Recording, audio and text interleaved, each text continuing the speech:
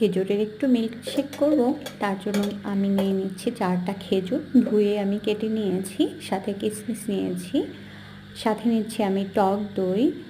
টক দইটা অনেক উপকার, এটা ভেতর থেকে আপনাকে অনেক ভালো রাখে এবং আপনার হজমে সহযোগিতা করে। তারপর এসবগুলোর ভুসি নিচ্ছি আমি 2 থেকে 3 চা চামচের মতো।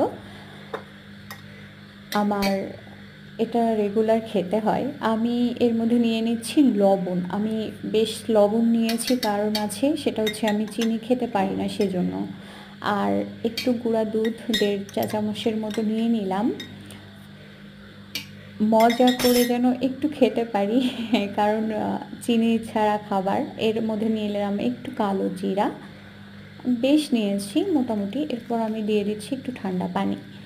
আমি এই ঠান্ডা পানিটা কেন ব্যবহার করছি, কারণ এখন এই শীতের দিনে, বৃষ্টির দিনে কফি খাওয়া উচিত ছিল, কিন্তু আমি গরম কিছু খেলে রাতে আমার ঘুম হবে না, সেজন্য আমার মিল্কশেক রেডি। আমি ট্রাই করে দেখছি যে আমার এখানে খেজুরগুলো ঠিকঠাক মতো জমে, মানে গলে গিয়েছে কিনা। তো আলহামদুলিল্লাহ এখন রেডি। আমি আমার এই একটা জার আমি রেডি করে রেখেছি অলওয়েজ, এটা মেপে আমি যা জুস হয়, আমি জুসের উপরেই প্রায় সময় থাকি।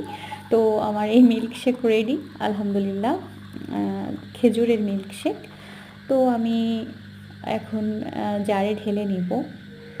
এরপর আমি আমার এভাবে খেতে ভালো লাগে না, তো আমি কিছু আইস নিয়ে নিলাম। কিছুটা ঠান্ডা অলওয়েজ আমার খেতে বেশ ভালো লাগে, এজন্যই। তো আমি তার মধ্যে আবার পাইপটা ধুয়ে নিচ্ছি। তো আমি এবার পাইপটা দিয়ে দিলাম। এবার আমি কি করলাম, এটাকে আমি এবার খাবো।